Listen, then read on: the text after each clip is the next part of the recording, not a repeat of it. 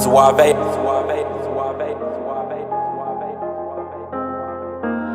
I've been in my bag for a while, I'm invincible. Story of a young boss, grinding shit get critical. Calling on my bros one time, cause you special. I had some hoop dreams of right rounds for my mentor. Every target that I shoot is on point like a pencil. Different road, changed relationships, I'm so sorry. Came up from the trenches and I made it, I say hardly. Now Bet Online is your number one source for all of your summer sports this season, from MLB, golf, NBA, and NHL playoff stats.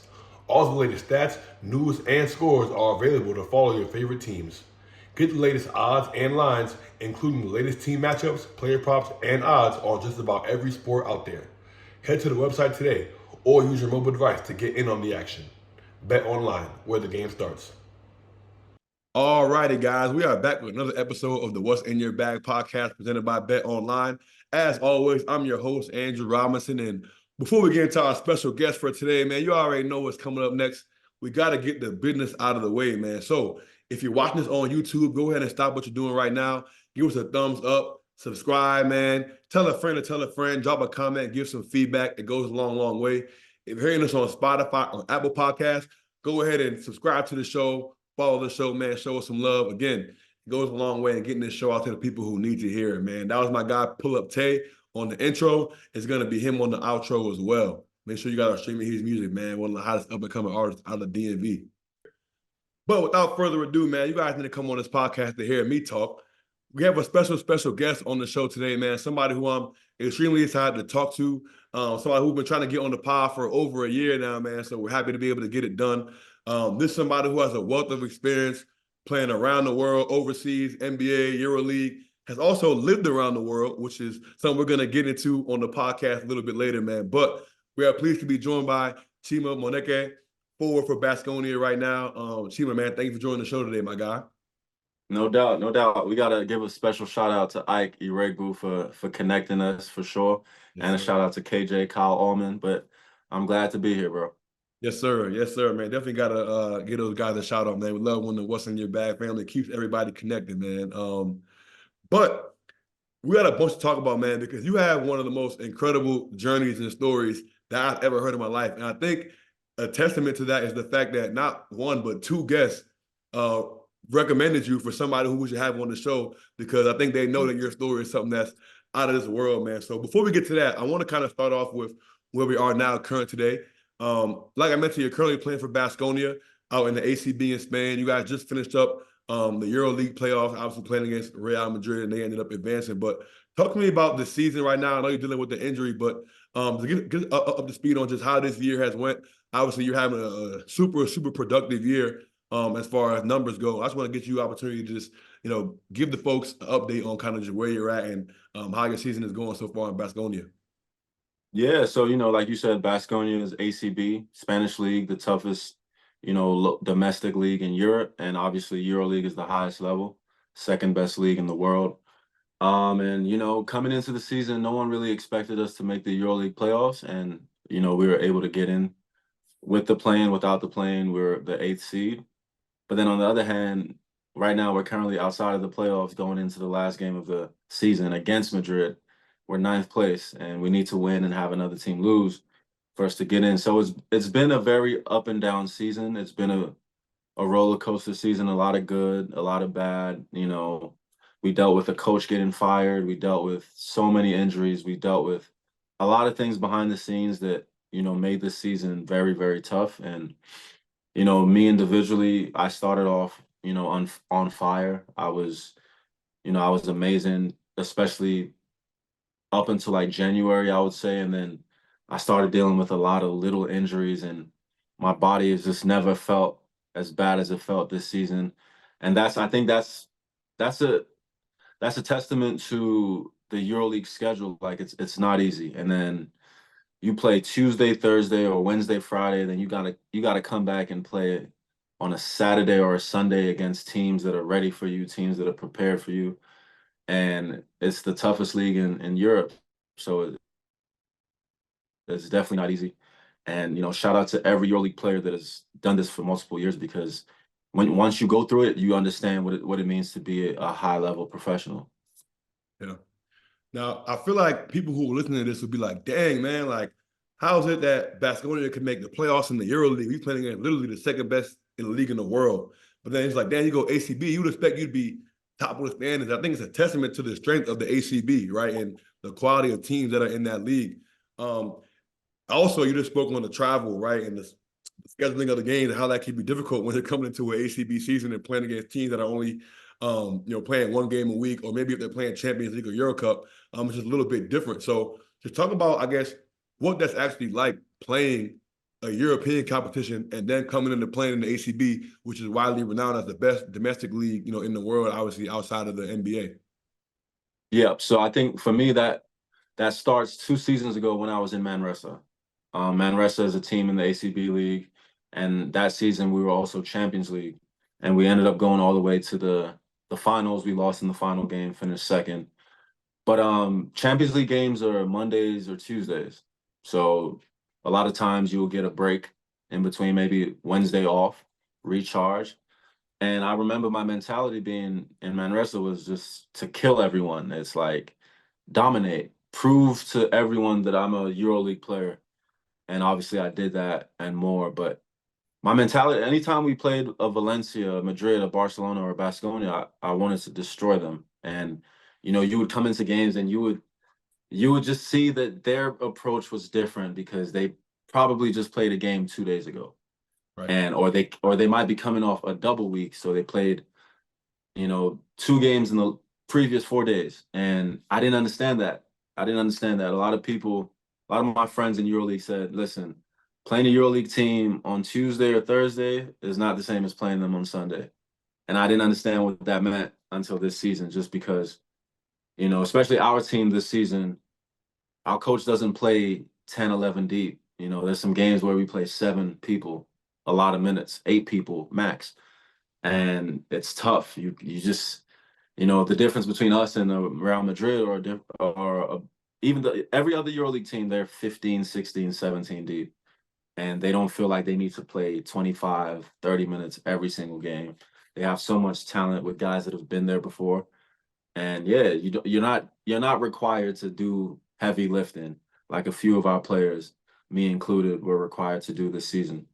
But yeah, EuroLeague is different. EuroLeague is tough, and then to do all of that and then come and play against teams that are hungry, teams that have a lot of talent.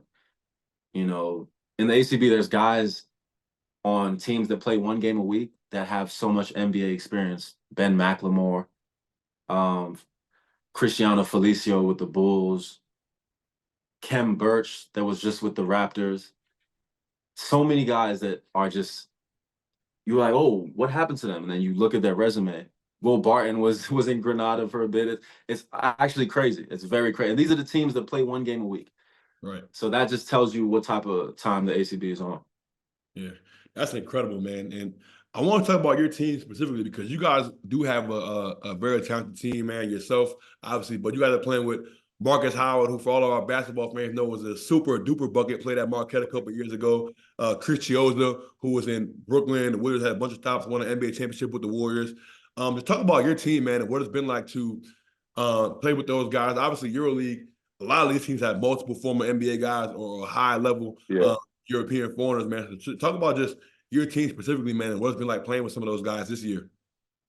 Yeah, every single team has guys with NBA experience or guys that are gonna get drafted. That's just number one. But my team, obviously, we have a lot of talent. Marcus Howard is just amazing. I think he's one of the best scorers in the world, and I've said this before, but the way he scores is just different than anything I've seen. The shots he takes, the shots he makes, when he takes them, when he makes them, the defenders he goes against, it's just unreal. Chris Shields are very unselfish. I played against him last season in the G, and he was leading the G League in assists, over 11 a game at the time. And Cody Miller McIntyre recorded a 10-point, 20 assists, 10 rebound triple double in the EuroLeague, unheard of. Vanya Marinkovic, Serbian national team, Matt Costello, Michigan State alum. We have a lot of guys that get it done, but that's a testament to the EuroLeague. Everyone is tough. Everyone is really good, and it wasn't always like this. We had Nico Mannion early in the year, who was also former NBA player, and it didn't work out with him here.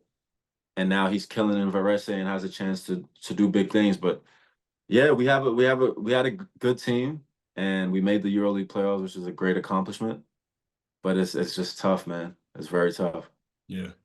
Now we're gonna circle back to the EuroLeague and a couple other topics later on in the conversation, but I want to kind of pivot a little bit to your individual journey, man, because again, you have one of the craziest stories that I personally ever heard, and I want to kind of shed some light on that because we talked a little bit off air about your upbringing. And it's crazy because you actually grew up and spent a lot of time in Australia as a youth, which is where I'm currently at now, and it's just crazy because you travel all over the place. You went JUCO, mid-major D1, and obviously you have a crazy journey to be able to say you made it to the NBA and EuroLeague, et cetera. But talk to me about those early days. You know what I mean? Like those early days when you were in Australia, traveling around, and how you got introduced to the game of basketball.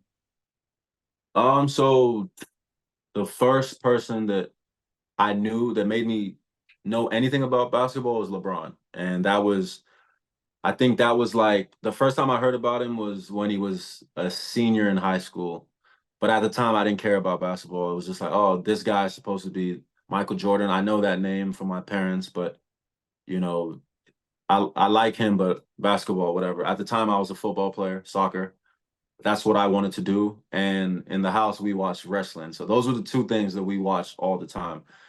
Um, so this is 2002, and then I would say a couple years go by, and this LeBron guy is just like, I'm just fascinated by him. So I'm like a super LeBron fan, and I'm only watching LeBron games and playing as LeBron with, NBA Live. It wasn't 2K that I was playing back then, it was NBA Live. Um, and so I started to fall more in love with basketball, but just watching it. I didn't play until 2009 when I moved back to Australia after traveling to, a few countries before that. But the friend group that I had at the time when I just got there, they were like, yo, you're 6'1", 6'2", like, why don't you play basketball? And I was like, I don't know, I love football, I love soccer, like that's what I want to do. But they said, man, I think you should try it. You'll be good. And at that time I was in love with basketball, just watching it. So I was like, all right, let's go try it. And I tried out for an under 16s third division local team in Canberra, Ginninderra Rats. I went to a local practice like 30 minutes before the practice started. I went out there and waited, outside of the gym. And then the coach, Brendan Parnell, he's like, hey, what's up? And I'm like, I want to try out for the team. He said, okay, let's see what you got. And I came in there and I was horrible. I was shit. But I remember I was the best rebounder and I was the best like athlete there by far. Obviously, this is a very low level. This is where I started, but I could rebound the ball. My instinct for rebounding the ball, I just remember, was just always there, always elite. And so, yeah, it started from there, 2009, Ginninderra Rats. We played on Sundays, and, just I leveled up really fast. We won the title. And then I went to the first division, where now we're playing on Fridays, under 16s, but then I'm playing up to under 19s because I'm proving that I'm better than that level. And then I make my first ACT state team under top age under 16s in 2010. We go to Queensland. And then from there, I'm like, okay, I can actually do something with this. I see the level that the best players in Australia are at. And I'm like, okay, I'm not there yet, but I'm getting closer. I think 2011 is when I would say everything changed. Because at that point, I I went from Canberra High School to Lake Ginninderra, Lake G, which is a junior and senior school, and then all the best athletes go there. So the Center of Excellence kids, or back then it was called the AIS, the Australian Institute of Sport. All the kids went there, whether it was soccer, whether it was basketball, whether it was track, whatever that you went to Lake G. So Dante Exums, the Ben Simmons, like all of those guys Yep. would end up going to that school. And I was under 18s. I was supposed to make the state team. And at that time I was like confident in my skills. And I'm like, yo, this is what I want to do. This is what I want to do. And then I was the last guy to get cut. And when I got cut, I was just like in disbelief. I didn't react. I was just like, is he serious? And then the coach said, you're a good athlete, but you can't think the game at this level. And I remember that just crushed me.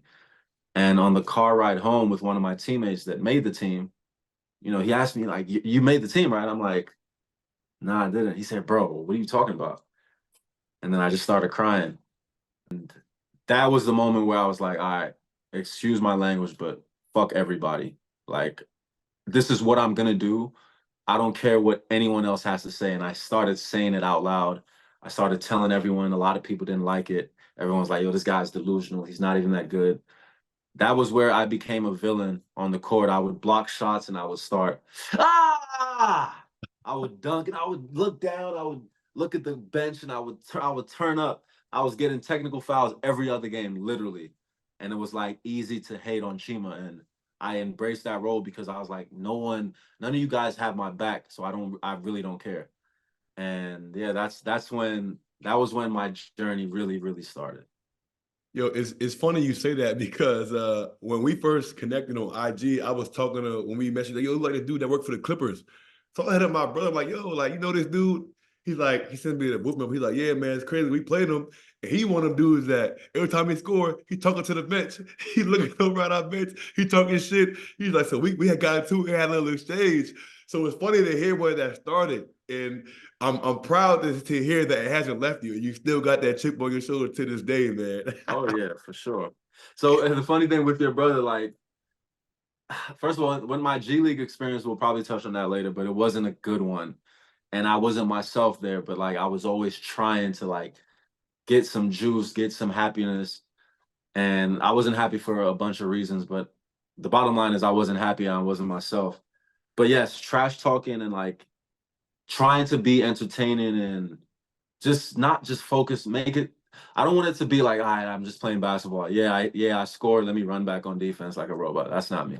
Yeah. Obviously, I've controlled it. You can't be getting technical fouls like that at this level. But yeah, man, I'm telling you, back in the day, it was really like genuinely every other game I was getting a technical foul for either talking shit or complaining. Teed up. So, Teed up. so my next question is: you go from obviously you getting cut from U18. You're like, all right, man, I'm about to redo this. I'm about to turn it up. You know what I mean? Kind of igniting Yeah. that fire, and then you end up going the JUCO route. So, talk to me about how you were able to get the opportunity in the first place. Were you still an Australian when you committed to the JUCO? Did you move to the Yeah. States? How did that even work as far as the whole recruiting aspect? Because you ended up in Nebraska, right? Like, how Yeah. does that happen?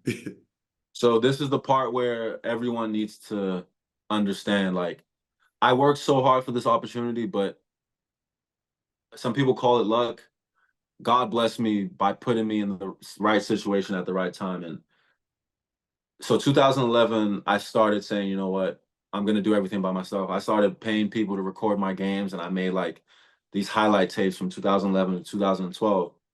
And throughout that period, I was emailing hundreds of schools in America, D1, D2, NAI, or whatever it was, like 300 schools, I would say. I got two responses, and they weren't even responses of like, "We want you." It was like, "Keep up the good work," or something like that. Something that when I saw the email, I was like, "Oh, they responded." And by the time I was done reading the email, I'm like, "Okay, so that went nowhere." Right. So there was a point where I was like, "Man, maybe this isn't for me. Maybe everyone else is right."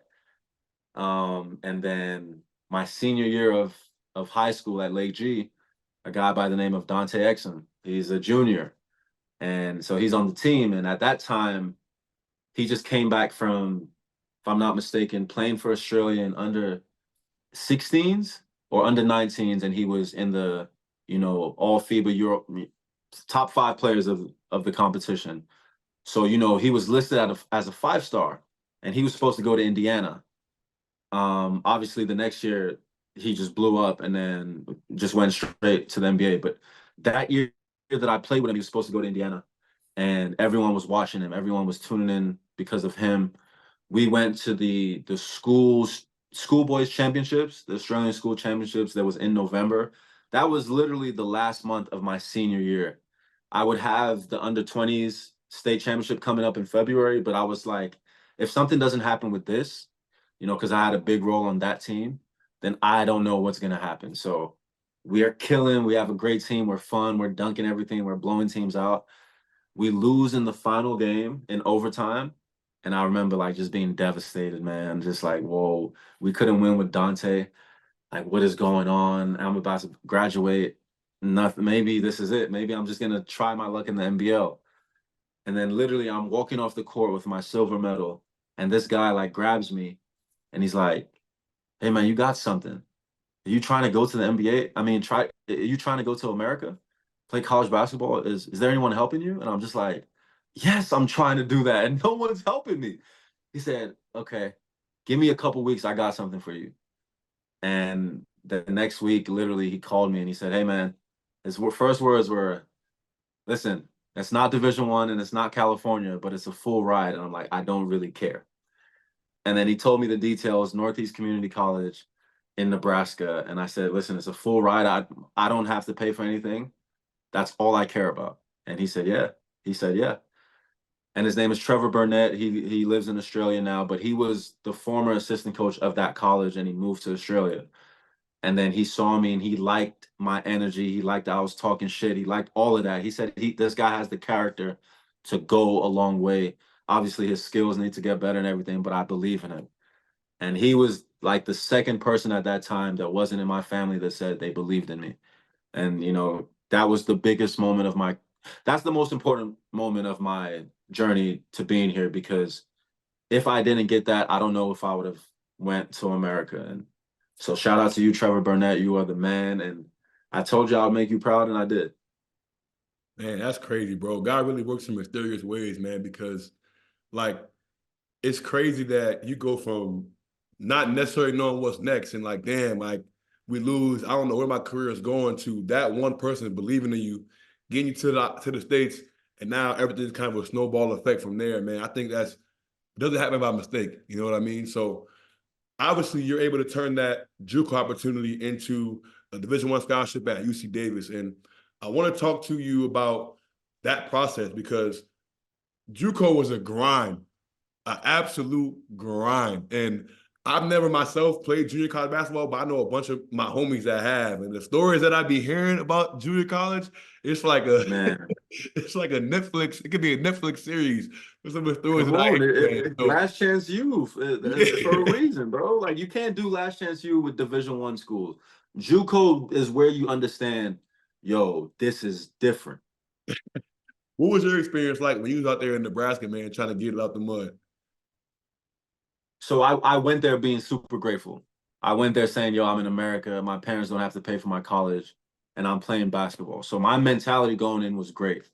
But then when I saw the guys hooping, I said, yo, these dudes is nice. And I'm like, yo, if this is junior college, what is Division 1 like? The athleticism, I went from being the standout athlete to being another athlete. And it was like, it was kind of overwhelming at the start. And I'm saying this with the guys that I was playing with.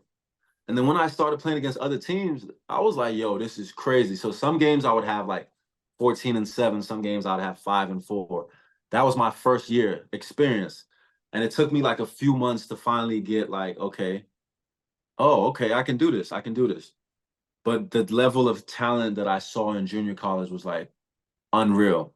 The problem was a lot of those kids, a lot of those men, they were going through a lot of things. They made some mistakes. They didn't take the opportunities that they were given. They had bad attitudes. It was everything that didn't have to do with basketball. They weren't good in school. They didn't care about school. So it was like all these characters, and it was a whole bunch of craziness. You know, I went to school with people that ended up killing people. I went to school with people that are in jail now. I went to school with people that work as financial advisors now. So you see everything. Then you got me, guys that make it out of JUCO, the Jimmy Butlers, that I feel like you have to have a certain character to go through JUCO, not just 1 year, especially I did 2 years, and then to make it out. So my first year was kind of like that. The guys that were sophomores that were trying to get out, they were like a little selfish in a way because it's JUCO. They're trying to go D2 or D1, wherever they can go. Yep. So I learned what not to do from those guys. And then I went my sophomore year, we had a really good season. I was fourth in the country in rebounding. And we were like 1 win away from going to the national tournament. And that was our best season at that school at the time. Probably still is. And yeah, I went Division 1. My best friend went I went to UC Davis. My best friend at the time, he went to Loyola Marymount. So both of us went Division I, and it was just I'm proud of us for getting it because he's actually playing in Australia right now. Oh He's yeah. playing in Perth. He's playing in Perth for Sheesh. the Slammers. His name is Boy Tosh. He actually had a dunk. I don't know if you saw it, but a dunk that went viral last week. Was it on the Did you see fast break that? live, the alley-oop? No, it was a bounce pass and he dunked on somebody. This is completely I seen random. that jersey. I think I seen But it on I the will NBA send it Look to you page. after. Yeah, yeah, Yeah, yeah, yeah. yeah. Sudanese brother, like he's stupid balance, played at Loyola Marymount. So me and him made it out and like we like inspired each other to keep going. And I'm proud of him as well because he's still doing his thing. Shout out to you, Boy Tosh, my brother. Yes, sir. So talk to me about the emotions when you put that pen to paper on that Division I scholarship, right? Like coming from Australia, coming from not picking the game up till you're 16 years old, and that getting cut from the U18 team, and you put that pen to paper on that Division I scholarship, man. What was going through your mind? What were the emotions like around that time? So my first year I just had some letters that they send, but no official offers. And then heading into my sophomore year, I did the G League showcase in St. Louis and in Dallas, but the one in St. Louis was the one that got me my first offer, which was UC Davis. And going into there, I said, you know what, if I get an offer, my first offer, I don't care where it is, I'm going to take an offer to that school. I knew that I wanted to go to California. I wanted to be away from the cold because I was tired of being in, 5 foot snow. But, UC Davis, the coach from UC Davis, Jim Les, he texted me and he said something about beautiful women and beautiful weather. And I'm like, what the hell is a UC Davis? Hell of a I said, recruiter what the choice heck there. is a UC Davis, man? Like, and then I did my research and I said, is UC California? Like, I know UC Irvine, I know UCLA. What is UC Davis? So I did my research. I'm like, oh, that's California. I'm like, is it Division I? And then I'm like, Division I, Big West. I said, whoa, I'm taking a visit. So like I remember I said that straight away. After the season's done, I'm gonna take a visit there. And then they stayed in contact with me and they actually ended up having their best season up until that point before I got there. They had a guy named Corey Hawkins who was like top 10 in scoring, if I'm not mistaken. And his dad was Hersey Hawkins, who was an NBA player, played with the Portland Trailblazers. And Jim Les was a Sacramento Kings player, and he was in the 3-point contest. So it was like all these connections. And I'm thinking like, yo, if I want to have a chance to play in the NBA, like this makes sense. And these guys offered me first. They've been in touch with me the whole time. So after the season, I took a visit there, and I was planning on enjoying the experience of taking every visit, my brother. Yeah. And I took one more visit after that, and I committed. I basically committed. I took a visit before that actually because I went with a friend of mine that was on that team, one of my teammates, to Oral Roberts in Oklahoma. Yeah. Took a visit just because they wanted me, but I knew I wouldn't go there, so I'm like, all right, let me just take a visit. Then my second visit was UC Davis, and they kind of like put pressure on me to commit. And I'm like, all right, let me think about it. And then 2 days later, when I got back, I committed. But I was just super happy. I got everything I wanted. So Yeah. yeah, life was great. Very emotional, very proud moment for myself. For sure. Now, obviously, worked out because you go to UC Davis and you take them to the first ever NCAA tournament in school history. End up winning Big West Conference Tournament MVP. Shout out to Big West, man, because again, our boy KJ is also in the Big West. Yeah. The time Uh-huh. at Fullerton, man. So it's a lot of dogs Uh-huh. that came from that conference, man. You know what I mean? Uh-huh. I was on the East Coast, in the MAC. We had Iona, Manhattan, Monmouth, Ryder, Siena.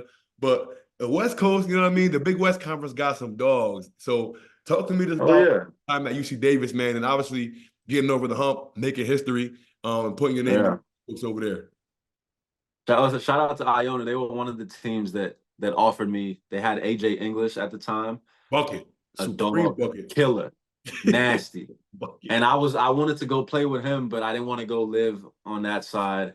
I wanted to be in the warm West Coast. But yeah, going to the Big West, obviously it was another step up in competition.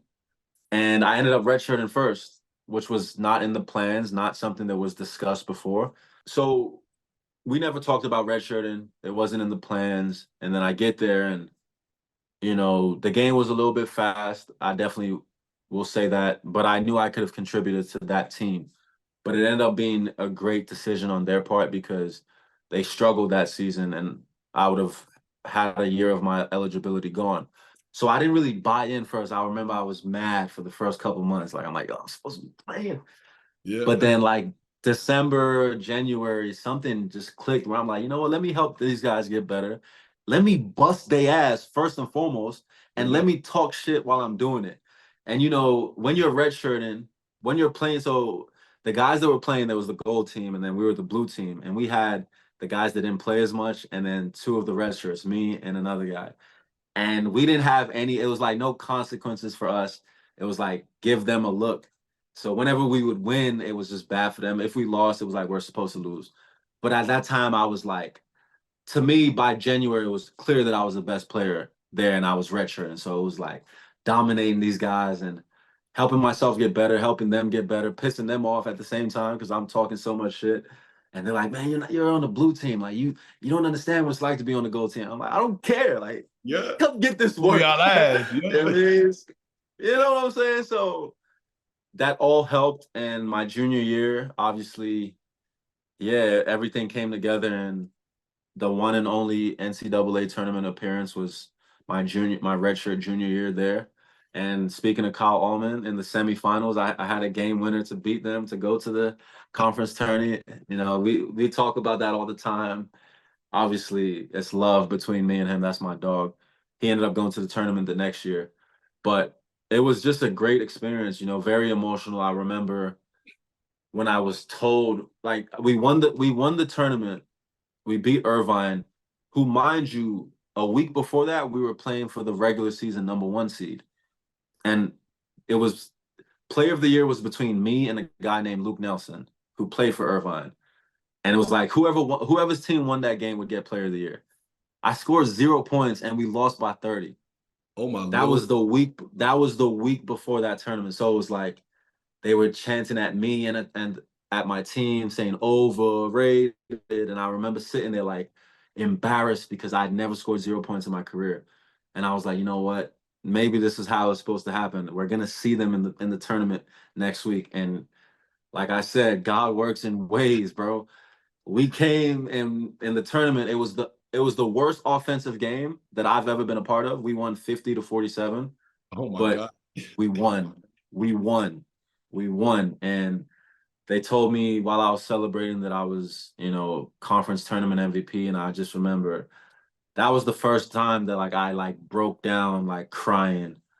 And like I don't even think I could do the interview because I was just so emotional, man. And it was just a great time. And another killer that came from the Big West, one of my actual best friend who's killing it right now, who I need you to get on the show, TJ Shorts. TJ Shorts, that's my absolute best friend. The He's third person that told me that dominating told me your. this. So third time's the charm, man. We're gonna get TJ on the show after this. Yeah, I'm gonna tell his little ass, yo, get on the show, all right? Like, but he's my best friend. He played with me my senior year, and he's killing it right now. But yeah, that was my Division I story. So we gotta talk about this, man. Hold on, because you and TJ teammates at UC Davis is insane. Given that Insane. he just won obviously MVP of Euro Cup with Paris Basket, MVP of Champions League last year. You've obviously MVP of Champions League already, Euroleague. Looking back, that is crazy that y'all were on the same team and what y'all have been able to do since then. Like, how do you reflect Yeah. on that, bro? Because I feel like even me and my college teammates, he like, man, I remember we was in the dorm, like pitching pennies to get, you know what I mean? It's like now, Yeah. both at the top of y'all respective leagues, you know what I mean? At the top of the game of Yeah. y'all careers, man. Like, that's absolutely incredible. You know what I mean? So, Yeah, like, man. put that for a second. Obviously, the more we do in our professional careers, the crazier it gets. At the time, before I met him, I was like, yo, I like this guy. This is my type of guy. And then when he got there and I really got to know him, I said, yo, this is my dude. And it's to a testament of how close we are. I don't use Snapchat anymore except for him because we have a streak going and our streak is almost at 2,000 days, bro. That's how close we are. Yeah. But what I remember about TJ is like underdog, like me. He carried himself with that swag. And it was like he didn't have no offers coming out of high school. He went to California JUCO, Saddleback, and he just had qualities that whenever I looked at him and saw the way he talked, danced, laughed, I'm like, yo, that's me in a very small body. Very small body, but that's me. That's my brother though. And he graduated the next year when I was a rookie, and I was telling him everything to expect because I knew he was a pro. And after his senior season, he didn't get a job straight away. He had to go to China for like a 2-week thing where he played against other teams, and then he got a job in Latvia for Ventspils.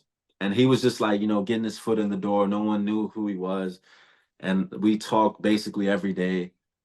Yeah, we talked every day, and I just kept giving him words of encouragement, and then that led to him going to Hamburg.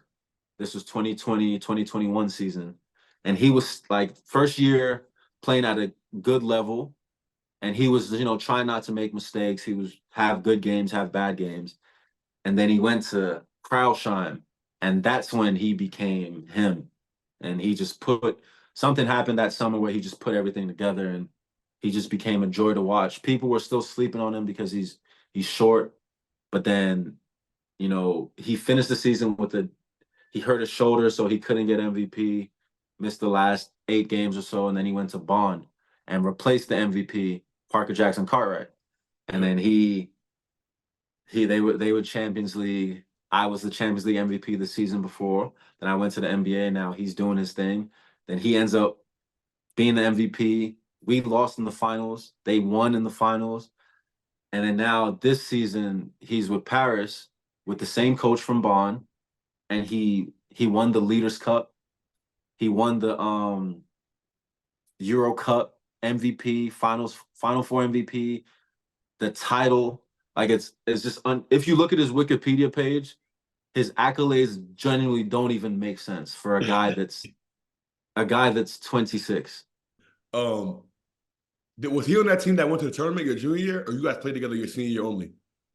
No, only senior year. Only senior year. We had a couple pros on that team though. Brenton Lamar for Hapoel Tel Aviv, Hapoel Jerusalem. Silas Schneider, who's playing second division Germany. Avalon Junior, AJ. He didn't play as much, but he's playing professionally right now in a bunch of places. He's played in a bunch of places, but yeah, that was my season, and then TJ came the next season. That's insane, man. That's absolutely insane. I feel that to see where both of you guys have come, not only from just UC Davis, from the Big West and stuff like that, but I think it just says a lot about, number one, it doesn't matter where you start, man. You know what I mean? Like, if you can play, you'll make your way to the level that you're supposed to be at. You know what I mean? And obviously, I want to talk to you because you obviously had an unconventional professional journey as well.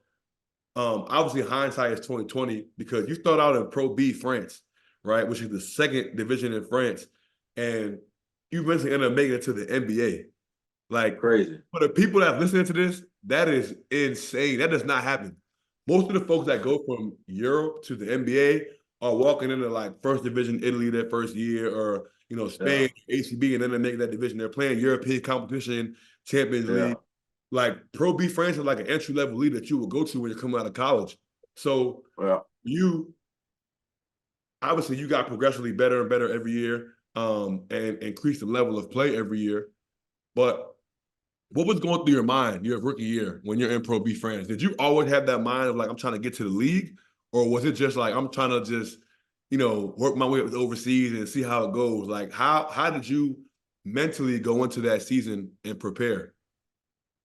Brother, I told you, 2011, when I was 15, like that was the year I got cut. I told myself, no matter what, I'm gonna get there. I'm gonna get there. So when I knew that I would have to go overseas and it was second division, I said, damn, I'm gonna still get there, but the journey is gonna be more different than I expected.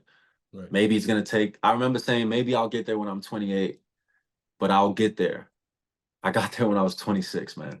But anyway, that season, what makes that season crazy is that team that I was on is owned by Jan Mahimi, who played in the NBA for a while. Yep. So we did a preseason camp in Dallas for 2 weeks, seeing the facilities, getting to know each other, and just working out. And it's crazy because I had visa problems because the Nigerian passport, that's all I got. But I had visa problems. So the team left and it was just me and another teammate waiting back to get our visas. And then I went to go, because I was there, the agent of Jan Mahimi, who's ended up being my agent now, is just all crazy. But they took me to work out with the Mavericks. And it was when Dennis Smith Jr. was supposed to be the cornerstone. And I remember going in there and killing. And it was like I stood out, and it was athletic plays and just toughness. And I said, yo, this is the NBA. I could do this. But obviously I had that feeling because that summer I started working out with NBA players, Drew Hanlon. I was in LA, so I saw them. But the Mavericks saw me and they were like, yo, who is this guy? And why is he just jumping everywhere? And then my agent saw me and he was like, yo, maybe this guy could play. But obviously he wasn't representing me at the time. But that was just like something that happened that played a part in everything. Right. So I remember I went to France like a week and a half late, and we landed. And then 2 days later, we have a preseason game against Le Mans, who just won the title, the French title the year before. And I destroyed them, 18-12. I'm like, yo, this is easy. I'm going to the NBA next year. Obviously, it didn't happen like that. But the preseason, the guy that was at my position was a Nigerian American who also had a passport and was older than me, but he was dealing with some knee injuries, so he wasn't playing as much. As soon as the season starts, coach just stops playing me, man. I go from killing the preseason to like, he got me coming in with 2 minutes left in the first, and then he's taking me out with 8 minutes left in the second quarter. Like, it was just no explanation, nothing. The way he was talking to me in practice was just different. I'm like, what the hell is going on? And then I think I played 3 games with them, official games, and then we had a cup game against Cholet, which was a first division team. They had Killian Hayes and a couple other players, but the coach didn't play me at all. Didn't look me in the face, didn't give me no explanation, nothing. And then we won that game. And I remember the next day at practice, he said, yeah, Chima, we just don't need you anymore. We're going to let you stay here and practice with us until you find another team, but we just don't need you anymore. And that's when I'm like, yo, I'm getting cut in second division France, but I think I'm going to play in the NBA. Man, miserable time in my life. And that was my first year. I'm overseas. I ended up practicing with these guys for 6 weeks, not knowing where I'm going to play next. And after like week 3, my teammates asked me like, yo, why are you still here? Where are you going to blow? And I'm like, I don't know. Think I want to be here practicing with you guys? And, obviously I got a call to go to another second division team, a team that was not as good. And I basically made about half of what I was getting in my first team. And it was just like a big step back, but obviously everything happened. Hindsight is 2020. It worked out. It all worked out. So what I want to know is, because I feel like we can continue going with the story, but I feel like this is a pivotal moment that I actually want to unpack a little bit, because you mentioned, right, like you get cut from France, second division, and you're like, damn, I thought I was going to the league. And you're super disappointed in that moment. And I feel like a lot of people can resonate with that, man. You know what I mean? Yeah. I've been through similar ups and downs in my professional career when I was in Portugal. My first year in Europe, like we had 6 imports, but you could only play 5. And as a rookie, I was man out a lot of times. Like I was the guy that had to sit. You know what I mean? When we was playing in the Portuguese league, and it was tough. I'm like, damn, bro, like I'm trying to use this. I'm thinking when I'm going into season, I'm like, all right, I'm in first division Portugal. We're playing against Sporting and Benfica and Porto. Like, I'm about to be able to do this. I had 22 at FC Porto, and now I'm getting benched. Like, how does that work? You know what I mean? Like, what's going on? Makes sense. Yeah. You know what I mean? It's no explanation. I mean, these dudes playing international competition, and I had 20. That don't even make no sense. But I ended up leaving that team early, and I'm just like, man, like you had like a crossroads in your, like you would like, bro, like, is it worth it? Like, you know what I mean? I just want to know for you, what were some of the things that you were telling yourself in those moments, right? Like, to keep yourself going. And I don't know, man, because I feel like, again, looking back at it, it's like, yo, I feel like this story is getting crazier and crazier as I continue to hear it. Yeah. It's like how? It's like how? How? So Like how? obviously, I would say that 6 week period was the period where I had the most doubts in my. Since I started taking basketball seriously, that period was where I was like, damn, maybe this ain't it. And I remember like going on Instagram and being embarrassed to post about basketball because people that don't know, most people they just know, oh, Chima's playing overseas somewhere, but it wasn't a high enough level to know to pay attention to. So like most people didn't know that I just got cut, and I didn't want people to know I got cut. So it was like I remember not posting anything about basketball. I remember I was watching Game of Thrones. That's when I started watching Game of Thrones, and that changed a lot for me, bro. It kept my mental good. I can't explain it, but Game of Thrones really helped me. And there were moments where I would like just be in my thoughts, and I would just sit on. I remember sitting on that futon and just like, man, what the hell is this? How is this happening? Going to practice and like the coach is like not even talking to me. And I'm supposed to practice and practice hard and risk my body for a team that doesn't want me. It was just crazy. I'm like, man, maybe they're right. Maybe they're right. And then I would just snap out of it. But those were the moments where I had a lot of doubts. But at the end of the night, my mindset was always like, this shit is gonna be a fucking movie when I look back on my life. I remember saying stuff like that. And I would say this is a tip for everyone, wherever you are in your life, make journals. And for me, I didn't like to write, I like to talk. I like to explain myself. So I started recording myself and my feelings and my thoughts in that moment. And I remember I wouldn't watch it until the next year. So I would record, and now I do it the start of each month. I would record expectations for this coming month, what happened last month, and where I want to be, blah, blah, blah. Do the same thing again in February and in March. And then sometime next year, I'll watch the video, and it'll be like a 40-minute video at that point, but it's just like a good way to like see where your head was at. And I remember the way I was talking about myself while I just got cut from a Pro B team, anyone else would be like, "Oh, this guy's delusional, bro. How are you that positive? You just got cut, bro. Like, what are you talking about?"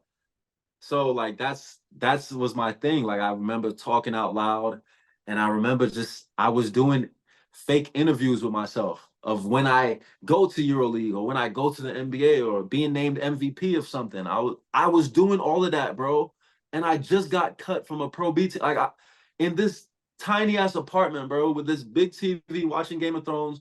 Then I'll be cooking and I'll be dancing. I'll be like, "Yo, Chim, you just won MVP of this. How does it feel?" And I was just like, I just want to thank God, like everyone to believe, bro. I'm telling you, like, This is incredible. anyone that really knows me, they know this stuff, bro. Like, and I still do it to this day. Like, obviously, I've accomplished a lot of things that I want to accomplish, but I still do it to this day, bro. I manifest a lot of things with prayer, but with also just talking to myself and saying it's gonna happen before it does. So when it happens, it's not as crazy. It's not as unbelievable. Feel me? This is incredible, bro. I'm hearing this. This is literally incredible. It's incredible. And the thing that came to my mind is this is something I've learned to be facts throughout my basketball career, Yeah. just life, man. You have to have a bit of delusional confidence in order to be successful. Like Yeah. legit, a lot of the guys who I know who have made the league. One of my favorite stories, I played in a prep school in Connecticut, Putnam Science Academy, with a guy named Hamdou Diallo, who Mm-hmm. I was a post grad. He was a sophomore, and we're playing against like Brewster Academy. Anybody knows about New England basketball? It's Brewster, Tilton, New Hampton, all these schools up in New England. We were playing against Terrence Mann. We played against Brewster with Jalen Adams that went to UConn, Donovan Mitchell, Justin Simon. Donovan Mitchell. Yep, Yeah. Justin Simon, who's at Parents Basket right now with TJ. Like Yeah. they had My 7 dog. majors. It was crazy, and Yeah. he was a sophomore. And I never forget, I think he had like 20 that game as a sophomore. He couldn't shoot.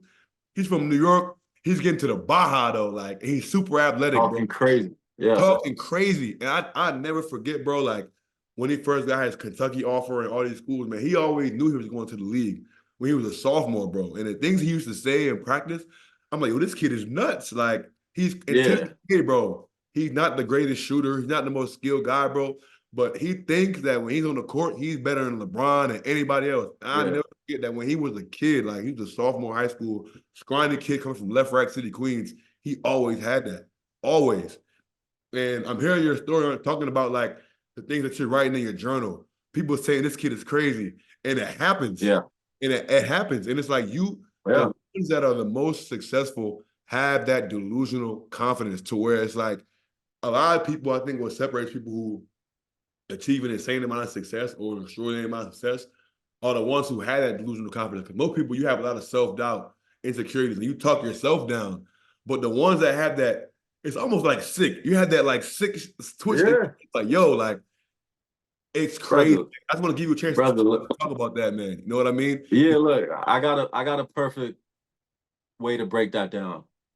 Especially, okay, let's start by saying this. The world is programmed for people to like not try to achieve or not try to dream of doing things that are unthinkable. It's like, okay, you grow up, you graduate, you work a 9-to-5 job, you pay taxes, you're in debt, you struggle, and then you die. Kind of life is that? But that's the life that the world is trying to tell a lot of people to live. And for me personally, in Canberra, Australia, the capital city of Australia, the only person that had made it out of Canberra at that time was Patty Mills. So it was like everyone was looking at Patty Mills like he's the chosen one. Don't dream of being Patty because that's just for Patty. Like just do your thing, play for ACT, play for Canberra Gunners, which was like not even NBL1, lower than NBL1 at the time, Siebel. And it was like, just why are you trying to get out of the box? You're from Canberra, bro. Like, what are you doing? People from Canberra don't make it out like that. And I just remember looking at everyone like, if you want to live a boring life where you didn't strive to achieve something more than you could, that's for you. But don't try to project your self-doubt onto me. No way. No way. So that's the thing. And it's easy to jump on the bandwagon when everyone sees that it works. Example, Kanye West. I don't know if you saw his Genius documentary on Netflix a couple years ago. I haven't seen it, but I need to watch it though, because that's been on the list for a time. Please watch it. Please watch it, for especially episode 1 and episode 2. I got you. There's a scene there that like it just like gave me goosebumps. And talking about it right now, bro, I'm goosebumped out. Kanye West was like, he was already the man, like producer wise. He was making a lot of money producing, but everyone was keeping him in that box of you can't be a rapper, bro. Just make some beats for me. And he was always tired of that. He was telling everyone, yo, I can rap. And they wasn't listening to him. And then he made, I think, what song was it? All Falls Down? I think it was All Falls Down that he was playing he was playing that in the headquarters of Def Jam, and nobody was paying attention to it. This is a song you hear now and everyone's like, yo, that song is crazy. But because it was made by someone who nobody expected that from, nobody wanted to hear that from. If Jay-Z played that same record, everyone is like, oh my God, that's the craziest thing. But he was playing that record before he was Kanye, and nobody was listening to him. Everyone was like, bro, turn that stuff off, bro. I'm trying to work. And he just kept, every time someone would tell him, turn it off, he was just like, all right, on to the next one. And no one gave him the information or the love that he wanted. And I'm thinking that's All Falls Down. We know that song is a fire track, but we only give it love because it's from someone that's proven. Right. I hate that about the world. People look at confident people and they get embarrassed and they want to put them down because they're confident in themselves or they love themselves a lot and they're not afraid to say it. Why? I want everyone to make more money than they think is possible. I want everyone to do things that they never thought was possible. And for me, that was always my mentality from that moment in 2011, where I was just like, I'm going to do this and I don't care what no one says. And the best feeling of all of this, aside from taking care of my family and living the life I want to live, is all the people that doubted me back then, sending Facebook friend requests that are still unaccepted to this day, messaging me saying, yo, I believe in you. I love to see your journey. Really? You didn't believe in me, bro. I love that feeling so much. Yeah, yeah.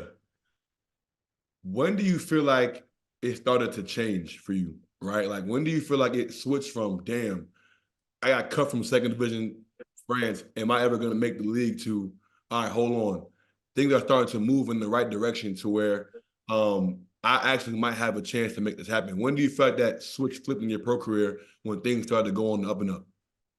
Yeah, definitely year 4 in Manresa. So my first 3 years, I was in France. I was in second division for the first 2 years. Then I went to France first division, but still playing 1 game a week. And then I went to Manresa. I left France, and I'm playing Champions League. That's the year that changed my life.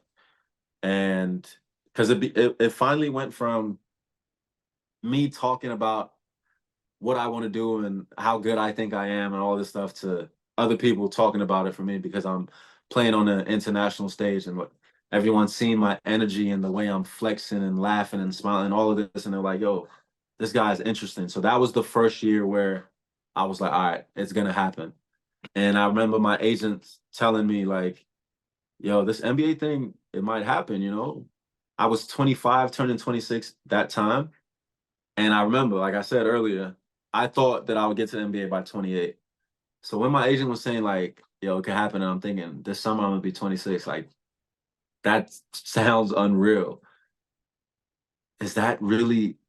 But like everything just kept progressing. A couple teams came out to scout me and meet me in person, throughout that season. And I was like, okay, this is real. And yeah, I would definitely say in Manresa. But specifically, we beat Barcelona at Barcelona, and for Manresa to do that, and I had a monster game. Like it was just like, okay, it's gonna happen. It's just a matter of when.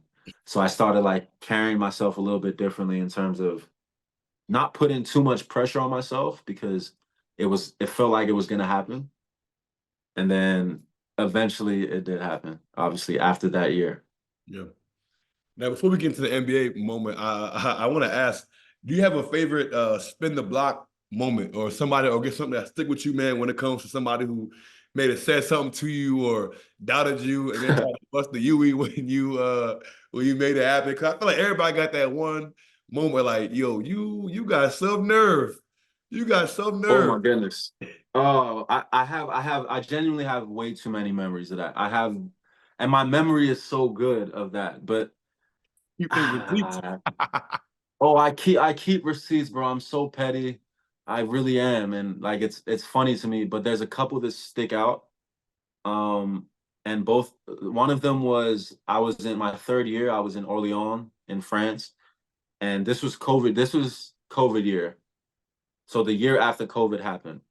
And I was,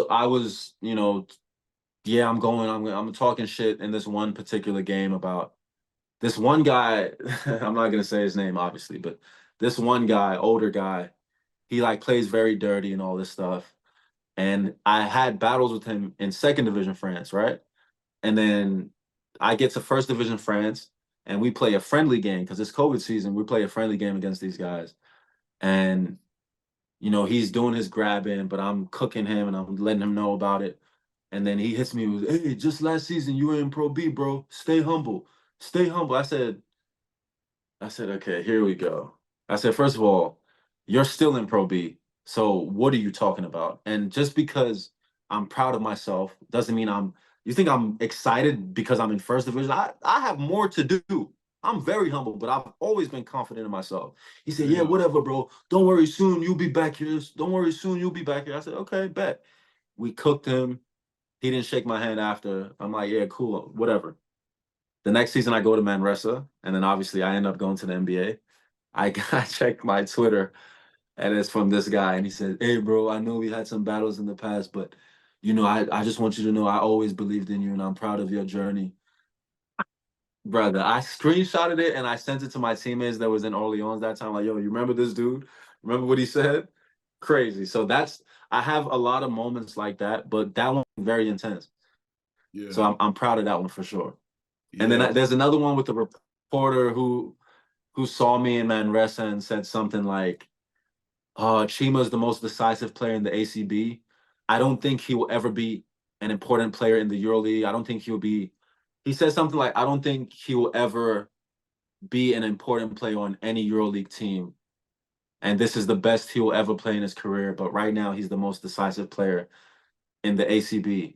And I remember I responded to that with Ryan from The Office, the taking notes meme. Yeah.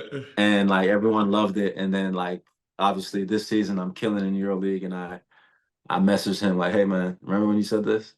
Oh, you So yeah, messaged I'm me? petty. Bro, what? He laughed and he said, oh, don't worry, I've always supported you. Yeah, okay.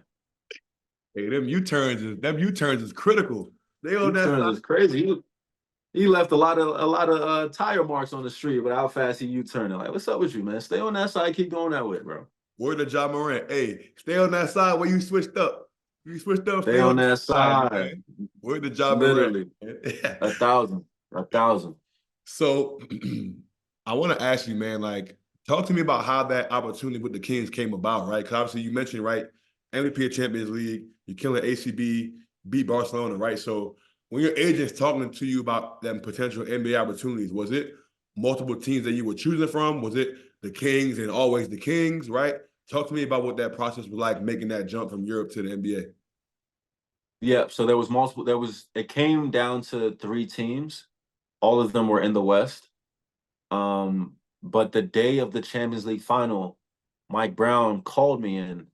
My history with Mike Brown was he was the coach of Team Nigeria, and I would play for him the season before we beat America in Vegas, which was like a big deal. But then I got cut right before the Olympics. So I hadn't spoken to Mike Brown personally, and then I see a missed call from Mike Brown the morning of the Champions League game. I'm like, what the hell? Did he make a mistake? So I called him back, and he said, hey, Chima, I just want to let you know it's not official yet, but I think it will be soon that I'm going to be the Sacramento Kings head coach, and you're the type of player I want. You're the type of player I need. Blah blah blah. And I was like, I remember like I'm. This is in the morning, bro. I thought I was still dreaming when he was saying that, and I'm like, all right, let me call you back because this is crazy. But he said, yeah, just take your time and don't worry about it. Good luck tonight. I know you got a big game. And then that same day, he was announced as the Kings head coach. And I'm like, oh, we lost the game. And I called my agent, like, yo, did you hear about this? He said, yeah, I was going to tell you, but, I wanted you to focus on the game, blah, blah, blah. So it was like, oh, they automatically took the lead over the 2 other teams that were really, really interested because I thought, Mike Brown would, he's not going to call me to not play me. But then obviously, when it came time to make a decision, the other 2 teams ended up only offering 2 ways. And then this deal was like a partial guarantee where I had a chance to make the 15-man roster and potentially get $1 million if I was on the team past the January 8th deadline. So I ended up taking that, and that was how I got to Sacramento. But yeah, everything happens for a reason, and that is not the end of my story. Of course not. Of course not. So talk to me about those first couple of days, right? You on the Kings now, you get to the facility, you're an NBA player now, right? What are those first couple of days like? What are those first couple of practices like? And just talk to me about just how you were able to kind of get acclimated to that new environment. So I took a visit to Sacramento to see the facilities, and then I came back when they offered officially to sign the contract, and like I came back with my brother. So I was there a couple times, and this was by July. And the thing with the NBA compared to Europe is training camp is end of September in the NBA. In Europe, some teams require you to be here early August. Yep. So I remember I was in LA, and I'm like, you know what? I'm gonna try and be on the European schedule, and also just to show them that I'm committed. I'm gonna go to Sacramento to start working out in early August. So when I got there, it was just me. It was Keon Ellis. It was Neemias Keita and De'Aaron Fox and Matthew Dellavedova. We were the only 5 Kings players that were there. So it was us. We would obviously have our own workouts, and then I think 2 days a week we would play against. At the start, we would play against each other 3-on-3, and then some of the coaches would join in because in the NBA you always got guys that recently just retired or can still hoop and give you guys a look.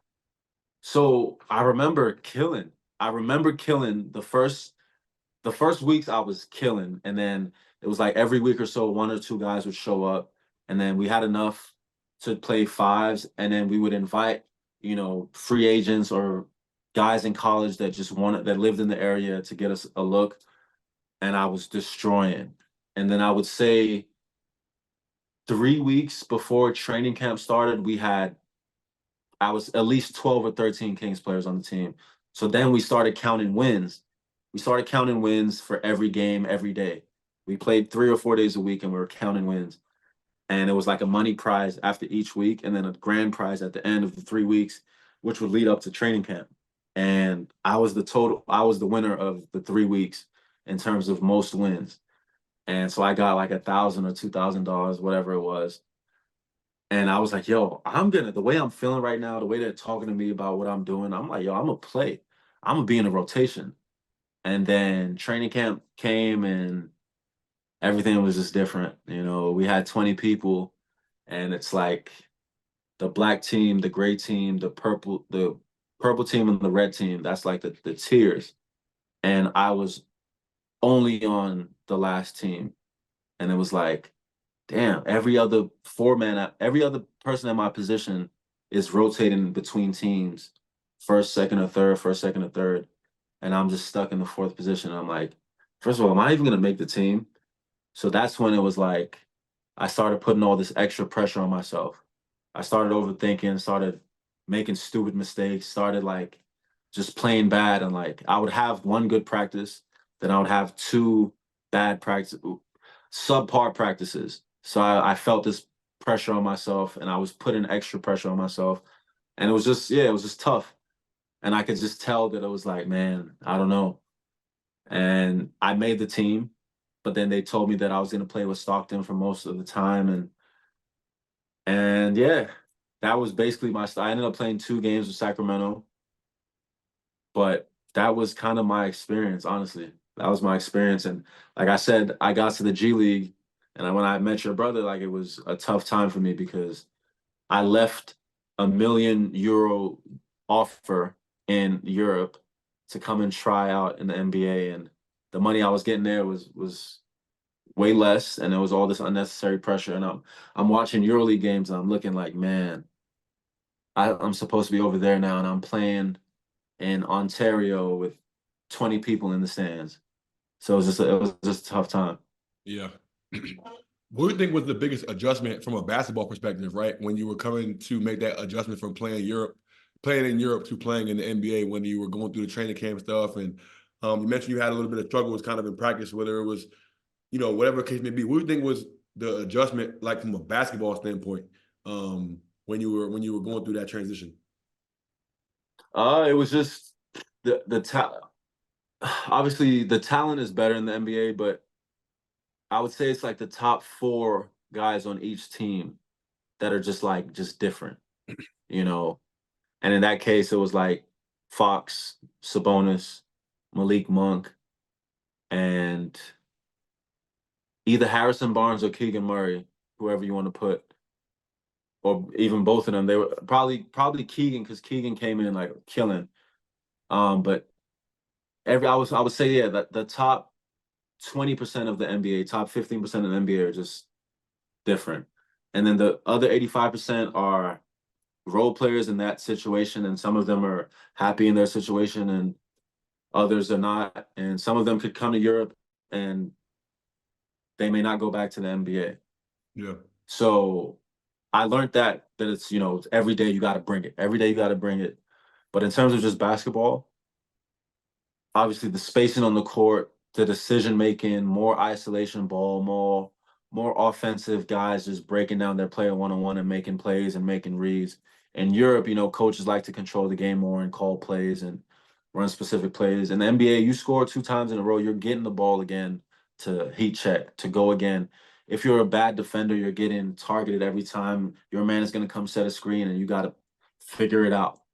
Those are the main differences for me that I remember seeing, and it was encouraged in practice where you couldn't hide. You couldn't hide. It was not you get scored on in one drill, Mike Brown will blow his whistle and be like, yo, get your ass back there and play defense the way I want you to play defense. It's one thing to get scored on, but if you get blown by, you will do that drill for an hour if they need you to. because it's like it's a pride thing when it comes to one-on-one. But those are the two biggest things for me. What would you say is your favorite positive memory from being with the Kings? Whether it was a story on the road, training camp, a relationship, kind of what do you think is your favorite positive memory from your time that you look back on that sticks out the most? Definitely the relationships. Till this day, like I'm really good friends with, a lot of guys from the team. And I like to be known as a good person. I'd rather be known as a good person than a good basketball player. And, every time I go back in the summer or even throughout the year, if some guys come to Europe, they know they can hit me. But like Malik Monk, Kevin Herter, Harrison Barnes, Chimezi Metu, Keon Ellis, Neemias Keita, like those are like my real life friends now. Like through basketball, without it, like I know I can count on those guys to, to have my back. And yeah, I was out of the NBA by January and it didn't change my relationship with those guys. And I love that. And I know that if when I go back to the NBA, like it'll continue to be like that and the stories will get better. That's a great, I think, way to put it, because I wanted to ask you, where's your mind at now, right? Like, are you still trying to go back to the NBA? Is it like, I'm gonna collect this bag over here in Europe? You know what I mean? You mentioned like, damn, I'm over here in the G, and I could have had a bag over there. Like, damn, because I think Exactly. you the Kings, and then you go right to Monaco, right? Yeah. So where's your mind at now, man? Like the kid that's journaling and talking to himself every month, making these progress reports, right? Where are you at now in your career, as far as chasing the NBA, staying in Europe? How do you view those goals today? Definitely. I'm not chasing the NBA, but if the right NBA opportunity comes, I'm 1,000% gonna go back. But I know my worth. I'm not going back for a partial guarantee. I'm not going back for a two-way situation, no, because I love playing in Europe, but I know that I'm an NBA player in the right situation. And if the right situation comes up and financially it's a good decision, then I will definitely go back. Yeah. What would you say? You have a lot of guys yourself, Mike James. You had Shane Larkin. There's plenty of guys. One of my boys we had on the podcast earlier, Stan Kidd, was on a non-guarantee with the Utah Jazz and came back to Europe after. There's been a bunch of guys who have kind of had that situation. And then, for example, Mike James, it seems like he's like, I'm done with the league. I'm about to stay in Europe. Shane Larkin got his Turkish passport. He's over there, Ephes, just re-upped another deal again. Like, what do you think is it that that makes folks what do you think is the difference, man? Because some guys like, what, man, I'm cool off the NBA. I'm about to thug it over here in Europe. And like, I think a lot of people are like, man, why don't you just go back to the league and give it another go? Like, for those people who might ask those type of questions, what do you think people should know, as far as why sometimes folks would rather just stay in Europe as opposed to continue to give the NBA another opportunity? I would say the NBA is, it's probably 20 or 30% basketball, and then the rest of it is, a lot of other things, whether it's a connection that an agent has with a team, a relationship that an agent has with a certain player or with the owner or with a deal that was made in the past. It's a lot of things that like can lead to someone who deserves to play not playing as much as they want. And then for the guys like that you mentioned, Shane Larkin and Mike, the amount of money they're getting in Europe, like you would need to get before taxes like 10 or 11 million a year for it to be the same. And it still wouldn't be the same because the role that they have here in Europe is the guy. They're playing 30 minutes. They're becoming more and more popular because they're playing, they're affecting every game, and people are caring more and more about basketball as each day, each week goes by here in Europe. So I mean, most people's priority is money, honestly, and happiness with basketball. Like some people don't love basketball and they just want to get paid and get out. Some people still want to feel alive by playing because that's their life. We could talk hoops forever, man. And I know we've been on here for a while, so I won't keep you for too much longer, man. I got a few more questions, man, then we'll wrap. But I want to get to your time in Monaco because you did have opportunity to play with Mike James in Monaco. You had a great season, Yeah. went to the Euroleague Final Four. And I feel like another situation that happened that was kind of a trending topic recently was when Kemba went to Monaco this year. It was Yeah. I won't even not even uproar. People like, yo, man, why is he going to Europe? He could still play in the league. I'm like, bro, trust and believe. He's going to one of the most beautiful cities in the world. Kemba is not tripping. Yeah. Like Monaco is amazing. Um, Yeah. one of the richest cities in the world per capita. You got the F1 racing going on out there, the Grand Prix and stuff. So what was your time out there like, both on and off the court from like a living in Monaco perspective and then being able to make the Final Four in Europe playing with Mike James and the team that you guys had out there? Yeah, I think individually it wasn't great. Yeah. Me and the coach didn't get along. The coach didn't like me. Um, and so that led to a lot of it. And then I got hurt, and then like he really didn't use me at all. Um, yeah, majority of my time it was frustrating individually for basketball, but I'm still really close with a lot of those guys. Genuinely, I don't even play for Monaco no more, but I'm still in a group chat with 8 of those guys. That is still every single day there's a text in there, and we have a lot of conversation. But Mike's a special player. We had a special team. I think last season we were the most talented team, and with a different coach, we would have won it all. That's my honest opinion. Just because the way he uses certain players is not great, and that's a European thing, but that's that experience for Monaco. And Kemba went to Monaco, and by December, January, the coach kind of told him that he's not going to use him anymore. And it's kind of like that over there, unfortunately. But off the court, Monaco was beautiful. I made a lot of connections. I'm not just a basketball player. I like to live life, and I like to learn and be around people who are successful, and so I can continue to strive to be better and be just to I like people who motivate me. And in Monaco, there's a lot of motivation out there. And yeah, it was the first city that I lived in my professional career that was like super exciting. So it was like the outlier. And because basketball wasn't going well for me, I needed that actually. Majority of the time, I would prefer to just be in a quieter city, but because of that situation I was going through, Yeah. I could go out and like drive around the city and go to a restaurant and just be happy and not think about basketball. So that was what my experience was like. Yeah. Now, again, I got to talk basketball with you for hours, man. But I want to last kind of hard hitting question I'll ask you is this, man. Like from somebody who on the outside looking in, right? I mean, I'm observing your journey, and I've seen it for a while. Again, like from when KJ was telling me about you, a year ago to doing research for the podcast and hearing your story now on the podcast from Australia, JUCO, UC Davis, man. How do you assess what you've been able to do, man? Like, I feel like it's crazy because you manifested all this and you talked about it. You always knew that this was going to happen, right? But sitting where Yeah. you are now, right, just coming off an amazing season playing the EuroLeague, Yeah. averaging 15 and 6, you know what I mean? Like making it to the NBA, right? Like, how do you reflect on that kid that got cut from the under 18s in Canberra, on, the kid that was cut from second division France was a practice player, for however long, right? Looking back in hindsight on what you've been able to accomplish, man, because again, like the story is incredible.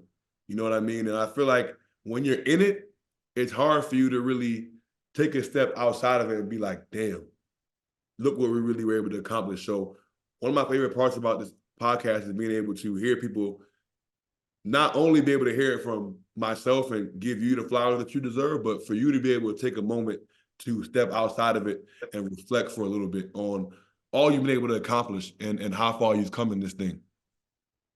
Yeah, you said it perfectly. While you're in it, it's very hard to take a step back and like give yourself your flowers, just because there's always something next. And I've done a lot in my life, in my career, but I'm still only 28. And I know God willing, I stay healthy. I got 6, 7 years left of doing this at a high level. So yeah, I don't take a step back and look as much as I should, but I definitely know that I've been through a lot, and I'm so proud of myself for everything. And I love how the internet and I love how social media brings up things from your past. And I just like I'll see a post from 2012, or a photo from 2014. And I'm like thinking about where I was in that moment. And if I told that version of me everything I'd accomplished, like what my reaction at the time would have been. And yeah, I'm proud of myself, and I appreciate you for bringing all of that up. Yeah, I encourage everyone to give themselves grace and look at the positives of everything more often than they do, but also continue to work. But the season's wrapping up, so I'll be able to do a little bit of that this summer. So thank you. No doubt. The last question I'll ask you, man, before we wrap is, what does success look like for Chima Moneke? Oh, what does success look like for me? If we talk, oh man, I've already achieved it. If we talking success, I've already achieved everything I wanted to do. The only thing that I didn't get to achieve was making the Olympic team, but I was the second to last person to get cut, or third to last, whatever. I was in the top 15, and so yeah, I was one of the last people to get cut, and I never made the Olympic team. But aside from that, every single thing I've done. So now everything else is, it's cherry on the cake, and I'm proud of myself because I know I'm gonna do more, and I'm gonna create new goals just to keep myself motivated, and I'm gonna achieve more. But success, I've already achieved it.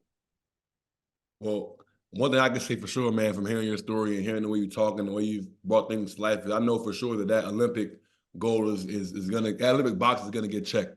And I feel like if Nigeria's government, we talked about this with Ike on the last one, that's a whole nother Yeah, podcast. So man, the government wasn't so corrupt, you will probably be there this year.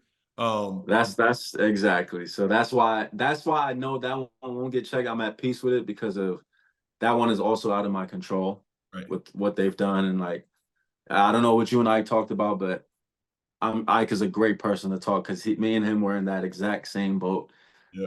in that year. And yeah, anyway, that's life. But again, man, I just want to say that first of all, I want to thank you for your time, man, for taking time on, while you're still in the midst of your season to come on the podcast. On behalf of Yeah, our audience, man, I know that a lot of people are going to draw a lot of inspiration from this, and I've drawn a lot of inspiration from hearing you talk and the things that you've been able to manifest, and that's going to be something that I'm going to take with me in my professional career as well. And so I just want to say thank you for that, man. Thank you for your time, man. I look forward to seeing what you are going to accomplish going forward. I know that you got family and supportive community here at All Facts Media, man. That's going to be following you and rooting on your journey, man, going forward. much love. I appreciate it. More to do. Good to connect with you. I hope you keep going. Don't ever stop. Continue to embrace your journey. And yeah, for everyone that's listening, I'm proud of you, whether I know you or not. Keep going. Don't let the world tell you who you should be. Tell yourself and tell the world who you want to be, and continue to work to become that person. Mike, Ooh, that was fire. Oh that my was God. a bar. That was off the top. Oh shit. Yeah, it's over, man. I'm out. Peace. Hey, hey, hey, that was crazy. So look, Mike drop on that. But we do gotta ask, man, just like how I got you in this seat, the last question we always ask all of our guests is, who should we have next on the What's in Your Bag? TJ Shorts, easy. TJ Shorts. I'm a call him.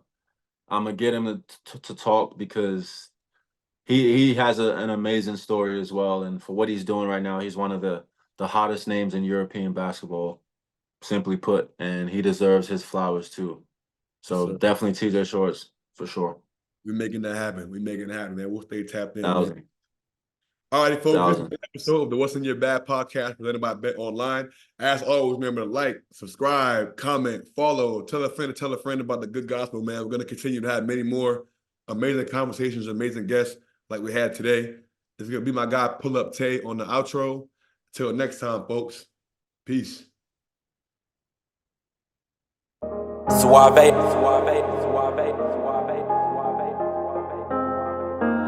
I've been in my bag for a while, I'm invincible. Story of a young boss, grinding shit get critical. Calling on my bros one time, cause you special. I had some hoop dreams of right rounds for my mentor. Every target that I shoot is on point like a pencil. Different route, changed relationships, I'm so sorry. Came up from the trenches and I made it, I say hardly. Now